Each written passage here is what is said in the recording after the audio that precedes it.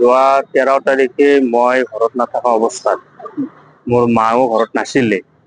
সেই সুযোগ লৈ মোৰ নিজৰ ভাইটি মতিউৰ ৰহমান তেওঁ সেই সুযোগত মোৰ ঘৰৰ দুৱাৰেদি প্ৰৱেশ কৰি মই থকা ৰুমলৈকে গৈ মোৰ চৌকেছৰ দৰ্জা ভাঙি সম্পূৰ্ণ মোৰ বিভিন্ন ধৰণৰ ফাইল লগতে মোৰ নগদ কেছ আছিল 5 লাখ টকা মই এটা মানুহ দিবৰ কাৰণে বেংকৰ পৰা উলাই আনিছিলো।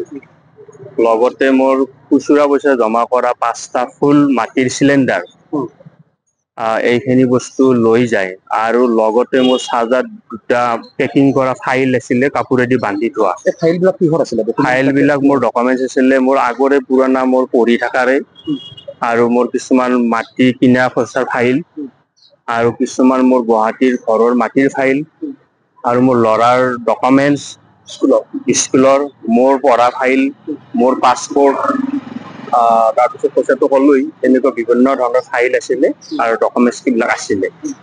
সকলো বস্তু তেওঁ গোটাই দৰকাৰী গোটেইখিনি মোৰ ইম্পৰ্টেণ্ট দৰকাৰী গোটাইখিনি বস্তু লৈ তেওঁ ইয়াৰ পৰা উদ্ধাৰ হয় আৰু সেইখিনি বস্তু মই মোৰ CC কেমেৰাৰ ফুটেজত গোটাইখিনি আবদ্ধ হৈ আছে আৰু সেই CC কেমেৰাৰ আবদ্ধটো মই যিটো ফুটেজ আছিল সেইখিনি জানি মই 13 তাৰিখে ৰাতি 2 বজাত হাজো থানাত আহি মই নিজে এজাহাৰ লিখি দিওঁ আৰু তেতিয়া হাজো থানাৰ পৰা ৰাতিয়ে মোক কয় যে আমি ৰাতিপুৱা যাম কিন্তু সিদিনাখনে 14 তাৰিখ ৰাতিপুৱা যোৱা নাছিলে। তাৰপিছত আসামীজন মোৰ ভাইটি অৰ্থাৎ মতিউৰ ৰহমান পলাতক আছিলে। আপোনাৰ ভাইটি মানে আপোনাৰ একে মোৰ নিজৰ ভাইটি হয় পলাতক আছিলে। তাৰপিছত আমাৰ ছাৰে মোক বাৰে বাৰে কৈছিলে যদি ঘৰত আছে বা কৰবাত থকা প্ৰুফ দেই মই দিব পাৰো কিন্তু তাৰ পৰা দিয়ক আমি উঠাই আনিম বুলি মোক আশ্বাস দিছিলে। কিন্তু আজি এই মুহূৰ্তলৈকে সেইখিনি মই বিচাৰি দিব পৰা নাই কিন্তু আটক কৰিব পৰা নাই অথচ মোৰ ঘৰত আমাৰ হাজো থানাৰ পৰা যোৱাও নাই কিন্তু যাম বুলি কৈ আছে।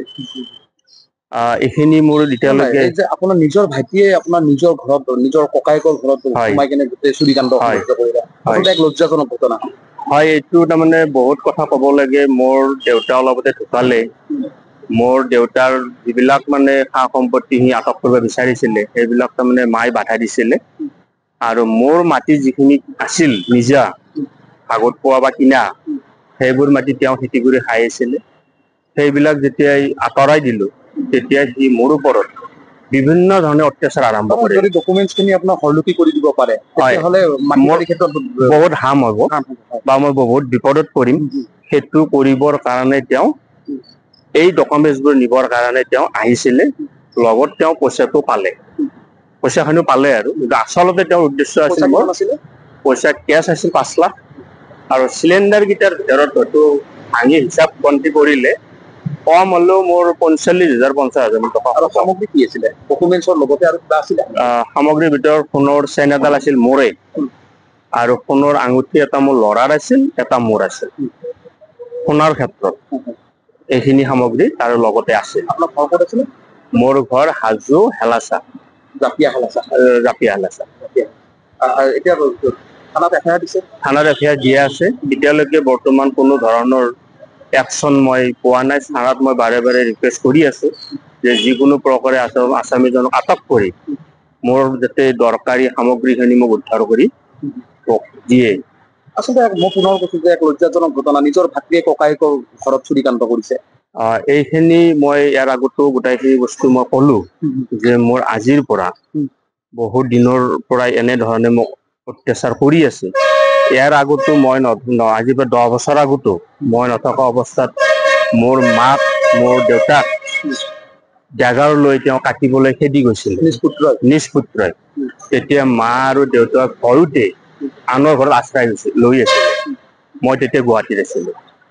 তেতিয়াও মোৰ মাৰ প্ৰাণ ভাঙি মাৰ পাছবুক পইচা মোৰ ফাইল 3টা তেতিয়াও আছিলে আৰু এডাল সৰু চেইন আছিলে মোৰ ল'ৰাৰ সৰু চেইন এডাল আছিলে বাচ্ছা কালত সেইখিনিও তেতিয়া লৈ গৈছিলে। মুঠতে এতিয়া আপুনি ন্যায় বিচাৰিছে? এতিয়া মই এটা যাতে মোক আমাৰ হাজো থানা বা ভাৰপ্ৰাপ্ত মহোদয় যাতে এটা তদন্তৰ জৰিয়তে মোক এটা সুন্যায় কৰি দিয়ে তাৰ কাৰণে মোৰ সৰল মিনতিত ছাৰৰ ওচৰত এইখিনিয়ে আপোনাৰ নাম মোৰ নাম হাফিজ আলী মোৰ দেউতাৰ নাম লেট মফিজ আলী গাঁও হেলাচা যিকোনো খবৰৰ বাবে যোগাযোগ কৰক 7099017330 লগতে 7099017110 নম্বৰত